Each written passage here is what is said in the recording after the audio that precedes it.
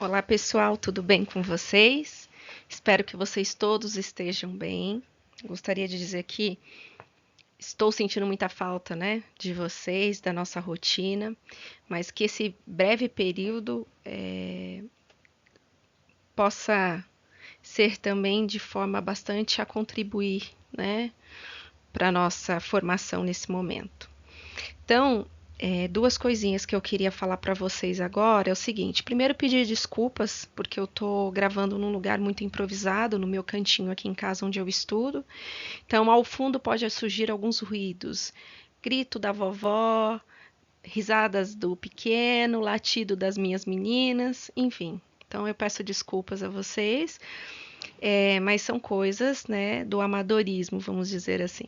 E nesse segundo momento, eu quero explicar para vocês o seguinte: como a gente estava terminando o assunto sobre ativo biológico, então eu vou dar uma retomada, encerrar esse assunto com vocês. Ao término do conteúdo disponibilizado, vocês vão perceber lá que eu coloquei um texto complementar de leitura para vocês, uma tarefa para fixação. Eu peço para vocês aguardarem mais um pouco, que a minha intenção é na próxima semana já liberar mais duas listas de exercícios para vocês. Mas a princípio eu deixei só um exercício de fixação, ok? Então vamos lá. Relembrando sobre o ativo biológico, que é o CPC 29, né? E é a norma internacional IAS 41. Então, para a gente lembrar sobre as definições chaves, né? Lembra que a gente comentou em sala de aula que a primeira delas é ativo biológico, que o ativo biológico não tinha até então uma definição específica no Brasil, até que ocorreu, né, essa normatização. Então, o ativo vem de bio, que significa vida, né? Ativo vivo, basicamente isso. Então, são os ativos vivos de animais e planta vivo. Nós tínhamos lá comentado em sala de aula também que a gente pode ter dois tipos de ativos biológicos, que está lá no item 44 do CPC 29, que são os consumíveis e o de produção. Então, os consumíveis, a gente tem aí ao nosso lado o exemplo, o gado de corte. Nós vamos ter também outros exemplos como laranja, soja, milho e cana-de-açúcar. E o de produção, falando do gado leiteiro, por exemplo, né? E também, como exemplo aí, a gente coloca a mandioca, que é um tubérculo. A mandioca, a partir dela, se faz os farináceos, né? Então, pode-se fazer bastante produtos a partir da mandioca. Assim também como dos outros consumíveis, né?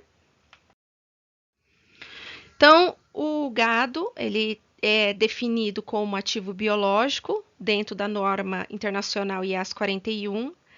O leite, ele é já um produto agrícola originário do ativo biológico gado, que também está na IAS 41, e o queijo, que é um produto processado a partir do produto agrícola leite, que uma vez pronto, ele vai para o estoque, que no caso é a norma internacional IAS 2 e o nosso CPC 16. A outro exemplo, a gente tem a videira, a parreira, né? Que é um ativo biológico. A partir desse ativo biológico, o produto agrícola adquirido dele é a uva e o produto processado é o vinho. Então, a norma internacional, né, que está ligada ao nosso CPC 29 é a norma internacional 41. Então, o produto agrícola, ele é definido como produto colhido de alguma forma, obtido a partir do quê? De um ativo biológico de uma entidade. Então, o ativo biológico, ele vai se referir a um animal ou uma planta viva que produz produto agrícola. A transformação biológica, ela ocorre, ela compreende, né, o processo de crescimento, degeneração, produção e procriação que causa aí uma mudança qualitativa ou quantitativa no ativo biológico. Nesse slide nós vamos falar sobre a despesa de vendas, apenas para recordar o que a gente já comentou em sala de aula, que são todas as despesas incrementais que vão estar ligadas diretamente à venda do ativo, retirando, né, subtraindo, tirando as despesas financeiras e os tributos sobre o lucro. E o grupo de ativos biológicos nada mais é que um conjunto de animais ou plantas vivos, né, que tem semelhança entre si. E a colheita é a extração do produto de um ativo biológico, né? Ou a finalização da vida dele, desse ativo biológico. Então, é você extrair. Então, por exemplo, como você arrancar a planta do solo, né? Aí, por exemplo, os tubérculos, você tem que arrancar tudo para replantar. Então, você arranca e aí cessa a vida, por exemplo, da cenoura. Agora, por exemplo, o gado leiteiro, a gente ordenha a vaca e retira o leite, né? Que no caso é o produto agrícola.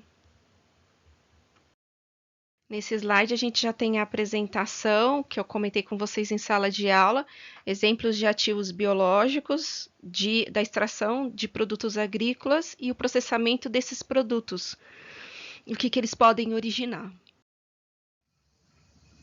Nesse slide a gente vai estar falando sobre a parte dos animais, por exemplo, de zoológico, que não são compreendidos como uma atividade, né, atividade agrícola, no caso o ativo biológico, porque eles não são utilizados para transformação ou para manejo, né? Então, nesses casos, esses animais não se enquadram na IAS 41, nem mesmo, e aí, consequentemente, no CPC 29, né? Nesse slide, ele fala que as atividades rurais, a sua maioria, ela é conduzida em propriedades nas fazendas, né, sítios, mas que nem todas as propriedades têm essa mesma finalidade. Então, aquelas, por exemplo, que é para manutenção das atividades da empresa, ela vai se enquadrar na norma internacional 16, que seria ativo imobilizado. E no caso de fazenda com objetivo para oferir renda, ela vai se enquadrar na IAS 40, propriedades para investimento. Então, a gente tem aqui o exemplo, na plantação de eucalipto, supõe existir mercado ativo somente para o eucalipto, anexo à terra, quer dizer, o eucalipto plantado. Então, para se obter o valor justo da terra e do eucalipto, a empresa vai precisar separar o valor da terra e o valor do eucalipto para fins de reconhecimento e mensuração. Então, quanto vale a terra e quanto vale a plantação do eucalipto? Lembrando o seguinte, que uma plantação bem feita, bem cuidada, vamos dizer assim, ela valoriza aquela terra, a terra fica mais cara. Quando o ativo biológico e produtos agrícolas podem ser reconhecidos no balanço? Então, isso está muito claro no CPC 29. Ele determina o quê? Que um ativo biológico ele deve ser reconhecido quando e somente quando. Então, a entidade controlar o ativo como resultado de eventos passados, for provável que benefícios econômicos futuros associados ao ativo fluirão para a entidade e o valor justo ou custo do ativo puder ser mensurado de forma confiável. Então, para que eu possa reconhecer ativo biológico ou produto agrícola, ele tem que constar especificamente esses 3 quesitos. E como que a gente mensura o ativo biológico e o produto agrícola, né? Então, com a publicação do CPC 29, todos esses ativos eles vão passar a ser mensurados pelo valor justo, deduzindo, quer dizer, subtraindo as despesas de venda. E o que seria esse valor justo? É o preço que seria recebido pela venda de um ativo, né? Ou que seria pago pela transferência de um passivo em uma transação que não é forçada entre participantes do mercado na data da mensuração, tá? Então, é uma transação em que você paga e essa transação ela não acontece de uma forma obrigatória, tá? E o valor justo é o valor pelo qual a empresa consegue vender o ativo no mercado hoje. Então, vamos pegar café.